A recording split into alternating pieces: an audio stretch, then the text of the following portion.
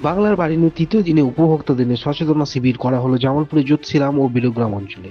আজ দুটি অঞ্চলে উপভোক্তাদের সচেতনতা করতে উপস্থিত ছিলেন বিধায়ক অলোক কুমার মাঝি, বিডিও পার্থ সারথী দে, পঞ্চায়েত সমিতির সভাপতি পূর্ণিমা মালিক সহ সভাপতি ভূতনাথ মালিক, পূর্ত কর্মদক্ষ মেহবুব খান সহ অঞ্চলের প্রধান উপপ্রধান সহ অন্যান্যরা। প্রত্যেক উপভোক্তাদের হাতে প্রশাসনের পক্ষ থেকে শুভেচ্ছা পত্র তুলে দেওয়া হয়। প্রত্যেকে বলা হয় বাড়ি সকলকেই করতে হবে। বাড়ি করার জন্য কাউকে কোনো টাকা পয়সা দিতে তারা বারণও করেন। যদি কেউ বাড়ির জন্য টাকা চায় তাহলে সঙ্গে সঙ্গে প্রশাসনকে জানাতে বলেন। কে কোন জায়গায় কি করলেন এবং কি বার্তা দিলেন?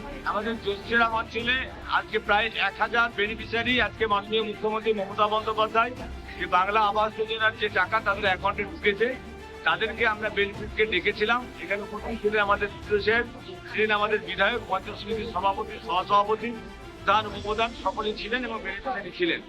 তাদেরকে নির্দেশ দেওয়া হলো যে মাননীয় মুখ্যমন্ত্রী মমতা বন্দ্যোপাধ্যায় যে আপনাদের টাকাটা দিয়েছেন, এই টাকাটা আমাদের তাড়াতাড়ি ঘর করতে হবে। ঘর করতে পারলেই জানলা বলতে বললে পরে যে 60,000 টাকা সেটা আমাদের আবার পেয়ে যাবে। এই ক্ষেত্রে আমরা বললাম যে সঠিক এই টাকাটা মাননীয় মুখ্যমন্ত্রী মমতা বন্দ্যোপাধ্যায় দিয়েছেন।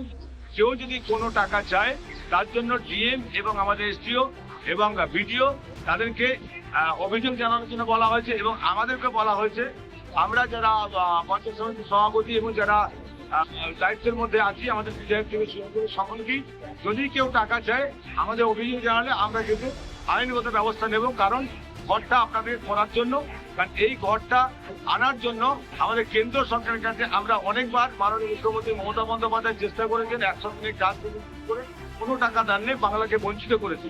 কিন্তু মাননীয় মুখ্যমন্ত্রী মমতা বন্দ্যোপাধ্যায় যে কথা দেন সে কথা রাখেন, সেই কথা রেখেছেন।